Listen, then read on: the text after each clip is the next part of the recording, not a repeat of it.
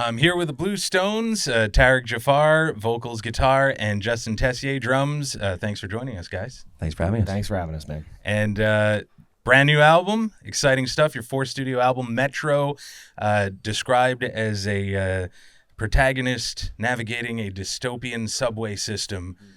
And that, to me, screams concept album. Was it thought of as a concept album from the start, or did that idea develop throughout the recording or writing process? Yeah, I think definitely went into the album with sort of this environment already built in my head.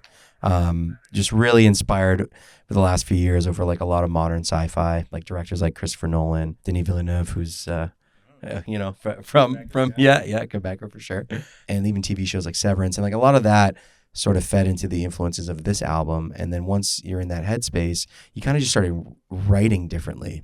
The songs that you start writing are different, and they took the shape of this sort of edgier, darker, dystopian kind of feel and sound. So that's sort of where the Metro concept was born. And can you tell us a little bit more about the idea of that protagonist and navigating that subway system? How did that translate throughout the lyrics of the songs? Yeah, it's kind of there is sort of a pathway from the start of the album to the end, and it is this sort of journey of this individual who goes on a subway ride in this sort of urban dystopian universe, and in front of them is this projection of all the insecurities and vulnerabilities and things that they don't necessarily like about themselves that takes shape of like a shadowy figure that rides the subway with them. And each one of the songs on the album is essentially a stop along the way of the subway. And it kind of takes this story of transformation of, feeling insecure about oneself, and then by the end of the album, accepting oneself, faults and all. And, it's not like it's some brand new idea that's hit the music scene. A lot of bands and artists have told this story before, but this is kind of our version of what that story is. And, well, obviously the sound a little bit darker and grittier on this album as well, and I heard that you use a baritone guitar for a lot of it. Is this the first time you've used that in your music, or Not quite. I feel like you've used it before, but in this way definitely sets that mood. Like, you really paint the picture sonically of this character and the voyage and the concept behind the whole story you just told us. Did you approach the recording process differently with this album than you did in previous sessions? Yeah, I mean, this one was cool. We kind of went back to our roots in a way.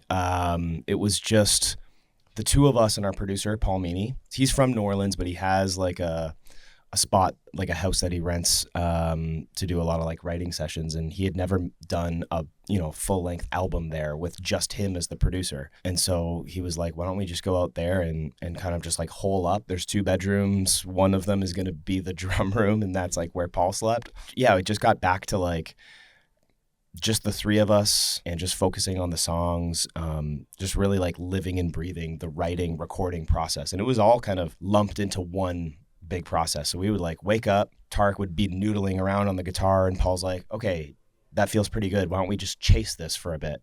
And that's how like Come Apart came to be. Was literally, we had no intention of, that song had no existence. And then at the end of the day, it was like, this is 100% going to be on the record. So it was really cool to kind of get back to this like focus on songwriting. So the lyrics of Come Apart deal with the struggles of modern life. And I think a lot of people can relate to that, especially with all the craziness going on in the world these days, and not being sure about what's going on and whose side do you take, or what, how do you navigate this, and how do you make sense of it all?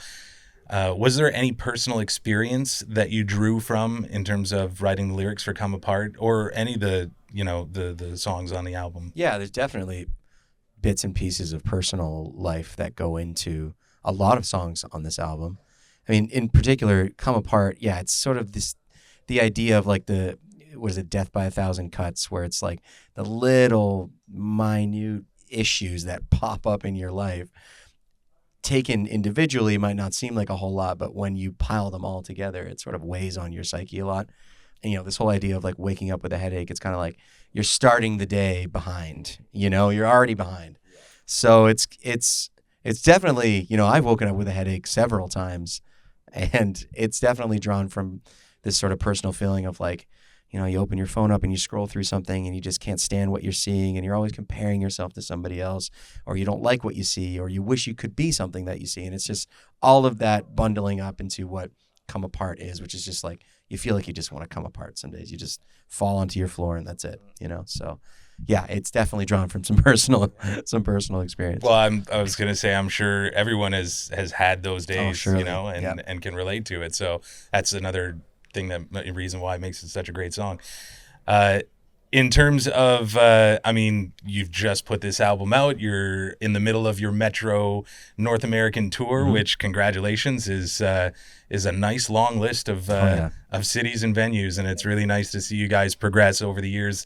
We started playing you from the beginning, so you did. To see this evolution and growth is amazing, and especially that you're Canadian and you're our Ontario neighbors. So it's nice to see that. Moving forward, though, is there anyone that you would like to collaborate with in terms of musician or maybe producer in the future? Is anyone that you have always wanted to, and why? Yeah, it's kind of funny. It's a little bit of a cop-out, but it's totally the truth. Producer-wise, Paul Meany is our dream producer, which when we were going into the studio for our second album, Hidden Gems, our management had asked, give us a list of producers that you'd be interested in working with. And we said, okay, we'll put Paul Meany on there, just he's the top, but don't expect it. And he was the first person to say yes. So that was cool. Artistically, it's different though, because the best collaborations are with people who aren't really in your lane, because I think you'll end up doing something that's too similar. And so we always try to look for totally different genres. So on the last album, we did a remix record, which was really cool. We had some awesome artists, Bloody Beetroots, Crystal Method, and that got us kind of thinking maybe more DJ side, or maybe having someone in the hip hop lane would be really cool. Totally. But I don't know. That's as far as that conversation went. Yeah. I can't really think off the top. I definitely know some bands and artists that I'd love to even cover, like Men I Trust. I think we could probably.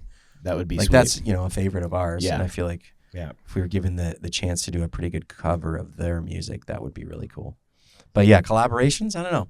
Always changes. I think it's something that almost happens without you planning it too. A lot of the time. You run into someone or you meet someone, you have a great conversation, and then it turns into, hey, let's go have a bite, and then come to my studio and, hey, maybe we should do something. There's even we have the Darcys with us on this tour, and they're staying on the bus with us, and I can already feel that something will come out of this at some point. I don't know what it's going to look like, but you're right, they happen organically, I think, more than anything. And finally, what do you guys love about Montreal? Oh man, how much time do you have? Wow, we've got all day. The list. Honestly, everything. The shopping, the style and the fashion here is wild. That's definitely probably the number one. The food is unbelievable, unmatched. Any favorite food spots? I know you mentioned. We always hit Schwartz. We always hit Schwartz. Yeah, I guess that's the easy answer. That's not going to be my my favorite of all time, but it's we always go. I'm trying to think of some really good restaurants that we. There was a restaurant. Pastel's not a thing anymore. Oh, it's not? I know. That was really good. That was one of my favorites. That was in the was Old really Port. Good. There's that place that's across from. Pied de Cochon is amazing. Oh, yes. Always so good. There's so many. Vin Papillon across from. The Vin Papillon, across from the. That's a nice little place. Yeah, it's nice. When you play a venue, it's kind of okay, what's around me? Yeah, right now? And then you end up loving those spots. Yeah, because there's that the cocktail bar near Fagua. Yeah, that really Atwater Cocktail Club, and then the market is always great. We always end up there too. Yeah. Yeah, man. There's too much. We could talk. I could do this forever. Well, why talk? Let's go live it. All right. Yeah.